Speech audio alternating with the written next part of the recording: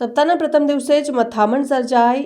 આરટીઓમાં server બંધ થતાં વાહનોની લાંબી લાઈન લાગી। આરટીઓ કચેરીમાં આજે સપ્તાહના પ્રથમ દિવસે સર્વર બંધ થઈ જતા વિવિધ કામગીરી માટે આવેલા વાહન ચાલકોને ભારે હાલાકી ભોગવવી પડી હતી। સવારથી જ વાહન સંબંધિત વિવિધ કામકાજ માટે મોટી સંખ્યામાં લોકો કચેરી ખાતે પહોંચ્યા હતા, પરંતુ અચાનક સર્વર ડાઉન થઈ જતા કામગીરી અટકી ગઈ હતી। પરિણામે વાહન ટ્રાન્સફર, લાયસન્સ સંબંધિત પ્રક્રિયા અને અન્ય દસ્તાવેજી કામગીરી માટે આવેલા અરજદારોને લાંબા સમય સુધી રાહ જોવી પડી હતી। સર્વર બંધ રહેતા કચેરી બહાર તેમજ પાર્કિંગ વિસ્તારમાં વાહનોની લાંબી લાઈન લાગી ગઈ હતી।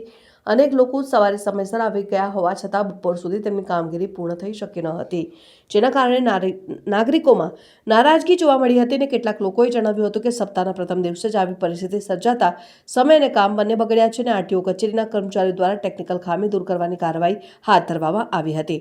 થોડા સમય બાદ સર્વર શરૂ થતાં કામગીરી ધીમે ધીમે શરૂ થઈ હતી, પરંતુ ત્યાં સુધીમાં મોટી સંખ્યામાં લોકો ભેગા થઈ જતા અવ્યવસ્થા સર્જાઈ હતી। નાગરિકોએ માંગ કરી હતી કે આવી ટેકનિકલ સમસ્યાઓને ઝડપથી દૂર કરવા માટે યોગ્ય વ્યવસ્થા કરવામાં આવે, જેથી લોકોને અનાવશ્યક હાલાકી ન ભોગવવી પડે।